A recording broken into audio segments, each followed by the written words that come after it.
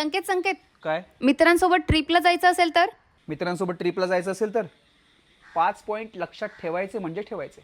पहिला पॉईंट, मित्रांसोबत ट्रिपला येत आहे, फोनवरती गर्लफ्रेंडसोबत बोलत बसायचं नाही, कळलं? दुसरा इम्पॉर्टंट पॉईंट, ही गाडी माझी आहे ना आता.